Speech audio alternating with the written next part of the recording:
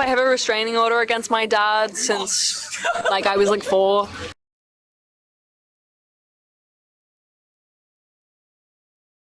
Have you ever been homeless before? A lot of times. Yeah. You have? Yeah, multiple times. Yeah, she slept on my couch. Multiple years. Yeah. Hi ladies. Hi. What's your name and how old are you? I'm Jamie. I'm 19. And I'm Zoe and I'm 20. How did we meet? Yeah, it was at a party. You party. were, she used to catch the train up into the city with her friends from the Every country. weekend. Every weekend. And then, I think eventually it was just, I kind of just like you got on a train with your bags and I you were knew in a Melbourne. mutual friend of Zoe's who used to Yeah. be my best friend, who is now in Zoe's group because they'd moved up to Melbourne. Yeah. So I went to this party that everyone was going to. I met Zoe. I met a bunch of other people. Yeah, and then I think you started coming to a few of my parties. Yeah, Zoe was the first one to kind of include me and kind of invite me to other things that like not everyone was going to. I don't know. Yeah. And so I kind of just met her, all of our other friends, kind of stuck in the group for a bit. Yeah. That group dissolved. I think Zoe and I just stayed It closer. happens. Yeah, literally. We just got closer out of it in the end, so it was actually for the best.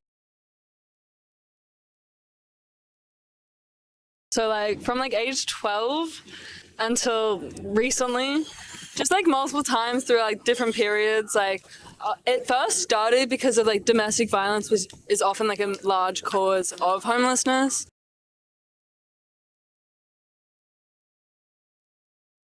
And I was like in and out of my mum's house a lot when I was younger. And then eventually I moved out when I was 16 and I came to the city because I used to live in the country.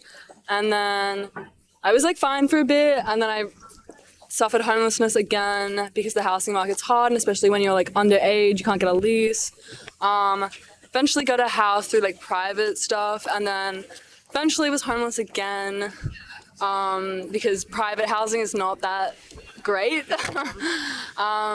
So yeah, I don't know, like in that last time I was homeless, I stayed at my friend Zoe's house, and I don't know, it's really tough on a lot of like aspects of yourself that you don't even like realize when your friends are like going through homelessness. Like you don't really quite consider these aspects, but when you're actually going through it, it's really tough on like your own like mental health, your own physical health, because like also a lot of times you can't afford to like look after yourself properly. You can't afford anything, like, so it just has like such a large effect on like not only like who you are as a person, but just like every little aspect of yourself, because it really does like influence and like change so much about your life and like what you can and can't have or be. I had a mother growing up. I have a restraining order against my dad since like I was like 4. It's still in place, so I lived with my mother. She wasn't very great. She wasn't a very great like parent, largely because of the fact that she didn't have the resources to be a great parent. I lived with her mostly until like I lived with her entirely until I was 12, and then from 12 to like 15, 16, I was kind of in and out of her house and my grandparents' house, back and forth all the time, constantly kicked out of either one, so I'd go to the other. And then in the end, I was just like, fuck it, I can do this on my own. Like, I'm the one looking after me in the first place, so like might as well just not keep trying to rely on other people, because it was just kind of hurting me in the end. Like, I think my mother couldn't really do a job to what I needed her to be doing. So I just decided I'd be that person for myself, and then I left. Like, they're just not very safe, not very great for my mental health. Not very supportive. Also not very great with money either. So it's like, I don't know, I lived with a really, really poor family, which also, like, having no money in a family can really change the dynamic of a family, because so much, like, tension between your family or whatever. I just lived in a really abusive kind of household, and that's why I kind of moved out at 16 as well.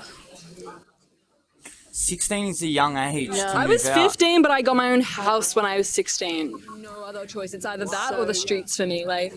And so I just did what I kind of had to, and just like, I think that's always like what's on my mind. Like, I just have to survive. Like, I just have to do what I have to do to make this all work. And if you work hard enough, you can kind of do it. But also, like, a large part of that is luck, or like the timing and stuff like that. It's not everyone just like has the luck I had. Like, I don't know. I feel like I did get lucky in the end in some aspects, but it's also not the luckiest situation in itself. Yeah. Jamie, can I ask you this question?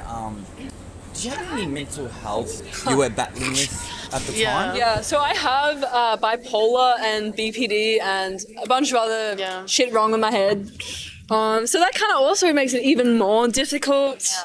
And I think I'm also not medicated, and I haven't been medicated for like a year. Because finding a psychiatrist in the public system. God forbid. Good luck. Do you live by yourself or with your family? I live with my dad. He's like a very like good guy, and so he was just like happy to like. He wasn't gonna let Jamie like sleep on the street. Yeah. And I've known him for years. He's lovely. Yeah, he's a great guy. Live with your father and your Yeah, mother yeah. wasn't around? Oh, well, we grew up in St Kilda, and they split, and she took my brother and went down somewhere. Like, yeah, but like, no, I've lived with my dad basically since I was about 11 or 12, just like primarily, but like I still see my mom. She's alright, yeah. Yeah, okay. Yeah, I see. Organisations and services. Did you use them, those resources? I definitely tried to use my resources. I feel like a lot of the public health systems in Australia are really fucking useless, or just like, they just don't have enough resources for what they're actually trying to do. Or they just, I don't know, like they just don't get around to everything or stuff. Like, I don't know, I just don't really trust the public health organizations in Australia, but at the same time, obviously that's like what I'm linked to. I'm not a really rich person, like I can't afford private health. So public health is kind of like my resources, but at the same time they weren't that helpful. Yeah. I had like a social worker, a counsellor, And like they a did doctor. like fuck all to help you out in finding a house. Yeah, like there's also like, to be fair, there's limited they can do. I was sent some like random like generic organizations, like go to this place, they'll get you a house. But also in that is like, one, I've been living out of home since I was 16, as I mentioned, and I've had like my own house as my own like, I can have my own like everything, you know what I mean? Like I can control like you're everything. Exactly. But a lot of those like houses, and I've been accepted into one of the like housing commission type things for like underage people and stuff. Like when I lived in the country, I got accepted into one, but I ended up moving to the city instead. I didn't really want to go because I had a friend who I was staying at when she was in one of those like underage housing commission kind of things, and it's just like a bunch of underage people with this one like mentor that lives in this house together, and it's about all these like rules. You're not allowed to have like friends over and stuff like that. Like it strips all of your own like individuality from you, because you can't do whatever you want. You can't just like live out at home and live your life. You have to abide by all these rules. You have to do all these certain things. Like it was tough. I have worked a lot since age of 15. Like even when I was 15, I was working kind of 30 hours a week type thing, just to like be able to afford to eat and stuff like that. And like even now I'm not working as much, but it's still like such a struggle. Like I feel like the only reason I'm not working as much is because it's hard to work at the moment. Like no job is giving out shifts. Like I don't know, like that's just my experience at least. So it's like it's really difficult. I've been on Centrelink since I was 16, but I feel like they're also just not helpful. They take away most of my income when I earn my own income. So it's just kind of like a really minimal. Yeah, you have to pick between Centrelink or work. Yeah. Exactly, like it's really absolute minimum. And yeah, it's like you try and use your resources, you try and work, you try and get your money, you try and have everything to yourself and have everything in your own control, but sometimes you just can't. Or sometimes if you like try and like work so much so that you have your own money, there goes all your Centrelink, so there goes like all your other income that you're used to. Like your only purpose in life is to work so that you can survive, so that you can work so that you can survive. Like it just feels like this endless cycle a lot of time, especially when you are homeless, because you've got nothing else to do. Like you're trying to work so that you can get a house, but and inflation's gone up and wages are stagnant. Yeah, exactly. So it's just this really rough situation. And the thing is, families are struggling as well. 100%. Big time, more than we think. You know, and the kids, that's who suffers Literally. at the end of the day. So like if you're a poor person already and you're on Centrelink, they're not actually going to give you enough to like really support your kid. Plus that goes down when they reach like 8 or something, which is ridiculous because kids don't get cheaper. At 8 they get more expensive. Yeah, it's almost like I think people try to claim like abuse sometimes when a kid is living in a really impoverished situation, and like kids are getting taken away rather than like the family's being given like support, like, and to be able to like afford to like raise those kids in a functional environment. A problem in like a family is like the lack of like income. Like that creates so many other problems, as I said before, and that like obviously, as you said, like can like look like abuse because not all like the kids' needs are getting met.